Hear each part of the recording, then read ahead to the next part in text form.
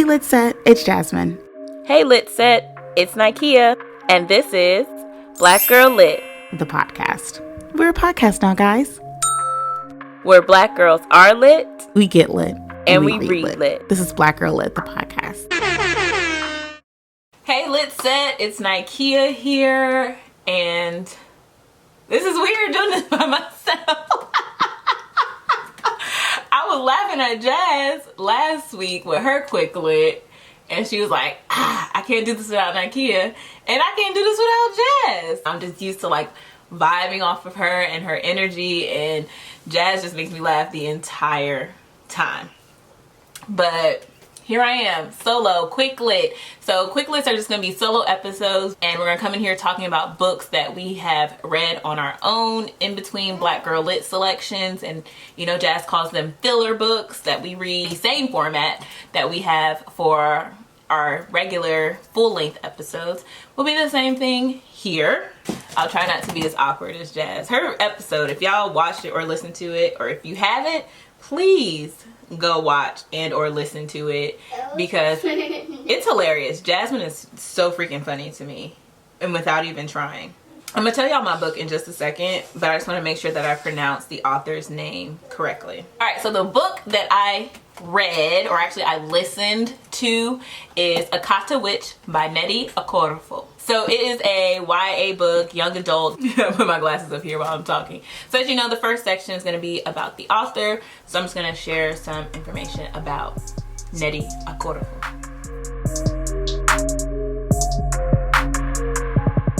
All right, Nnedi Okorafor is a Nigerian-American author of African futurism and African Judaism for children and adults. She is the winner of Hugo, Nebula, World Fantasy, Locust, and Lodestar Awards, and her debut novel, Zara, the Windseeker, won the prestigious Whole Soyinka Prize for Literature. Her next novel, Nkinja, will be in stores August 2020. So that's already happened. Nnedi has also written comics for Marvel, including Black Panther, Long Live the King, and Wakanda Forever, featuring the Dora Milaje, and the Shuri series, an African futurist comic series, LaGuardia from Dark Horse, and her short memoir, Broken Places in Outer Spaces. Nnedi is also a co-writer for the adaptation of Octavia Butler's Wild Seed with Viola Davis and Kenyan film director Wanur Kahiu. Nnedi holds a PhD in literature and 2 MAs in journalism and literature. She lives with her daughter and family in Illinois. Alright, so that is it about Nnedi Okorafor. PhD in these streets, you know what I'm saying? Gang, gang, gang. Now, if you are a part of the Lit Set, you know that typically this is the segment where Jasmine flourishes and thrives when she synopsisizes. She's always done the synopsis, I feel like. Since the creation of Black Girl Lit, I have never done synopsis. So this is going to be my first time.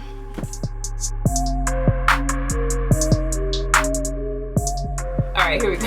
I'm so nervous about doing the synopsis. Okay. So this story is about Sunny Nwagwi. Sunny was born in America. Her parents are Nigerian, and then she moved back to Nigeria and grew up there. She's 13 in this book, and Sunny finds out that she has magical powers, and she is what they call in the book a free agent.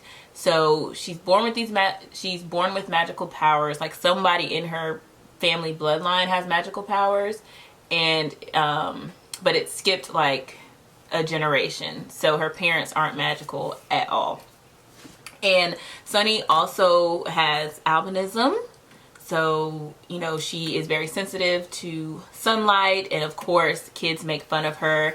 And in her African Nigerian culture, children with albinism are seen as like witches and things like that, and are ostracized or seen as evil.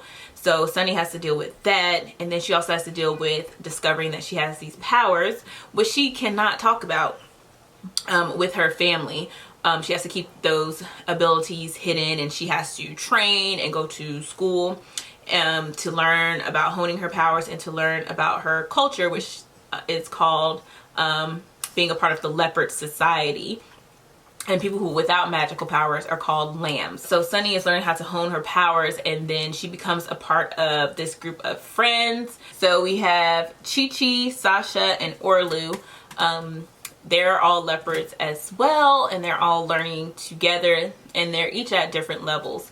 But they're friends, and they've become like a small group, kind of like the Power Rangers, and they have to fight like this criminal who's come to power, who's been like killing children and maiming them, and Sunny basically, like, she just learned that she was a leopard, and now she has to use these skills to defeat this powerful leopard who knows all this juju and stuff like that. Yeah, so Sunny is trying to balance her regular schoolwork with her leopard schoolwork, and her family with her leopard friends, and trying to balance the two, and just discovering who she is as a person and as a leopard as well.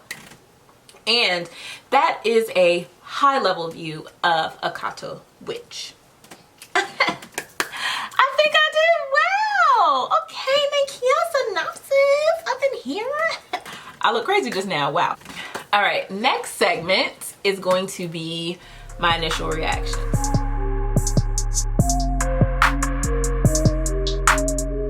Once I started listening to it, I was sucked in, because this is very like Harry Potter-esque.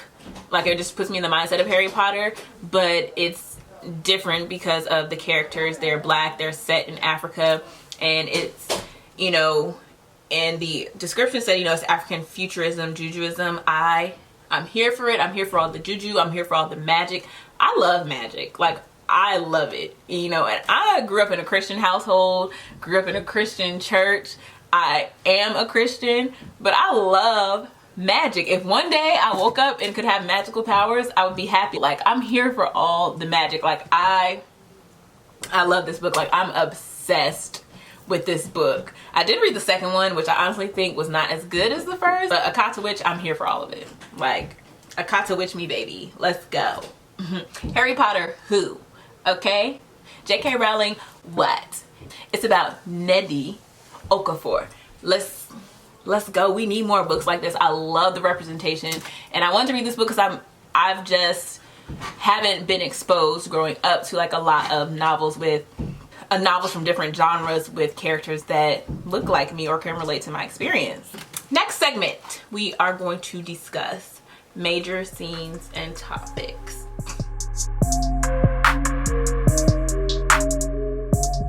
But for me, major topics in Akata Witch are, and I think Black Americans deal with this as well, and I talk about this a lot in the books that we read, but like double consciousness and just the duality of culture and ethnicity. Because Sunny was born to Nigerian parents in America, so she is essentially African American, you know, that hyphen African American, and she doesn't have a Nigerian accent like the rest of her family, because she spent a lot of her life in America and then moved to Africa, even though she can speak the language of her tribe. So she struggles with that a lot, and her classmates pick on her for that, and you know, but Sunny actually embraces both her Africanness and her Americanness as well. She realizes that that is who she is. She's not one or the other. She doesn't have to choose. But I feel like a lot of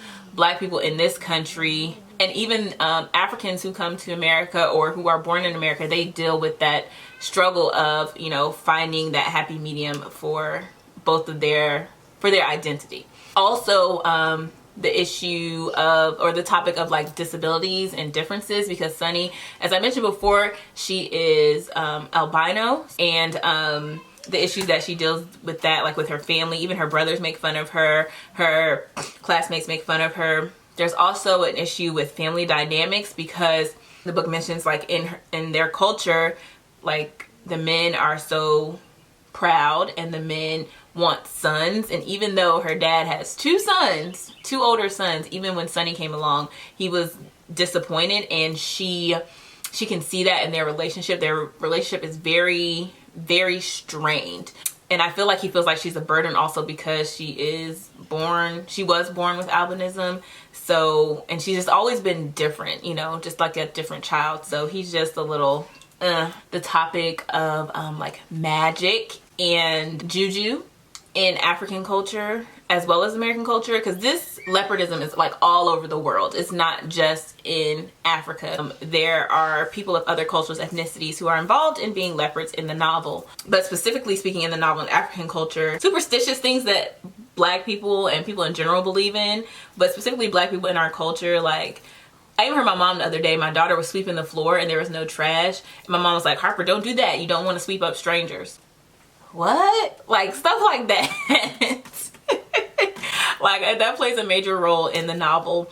And I guess another topic that I want to bring up, it's not necessarily in the novel, but for me, this book resonated with me because it's very similar to Harry Potter. Sunny is in her early teens when she discovers that she has magical powers. She essentially has to go off to a magical school that she can't really talk about. There's a name for people who are not magical, lambs. You know, in Harry Potter it's muggles. It's just a lot of similarities, and Sunny essentially has to save the world just like Harry Potter does with Voldemort, but there's a different evil character in this book. So I appreciate this novel because it speaks to the fantasy nerd, Harry Potter nerd in me. I'm a big Harry Potter fan, but I like that I get a novel with Black, African American characters with magical powers, and you know, they're the lead. And there's even similarities between the fact that like Sunny is a free agent, and Harry Potter, he was what they called a mudblood because he was one of his parents was not born a witch, and one parent was born a witch, or like mixed. His family was mixed.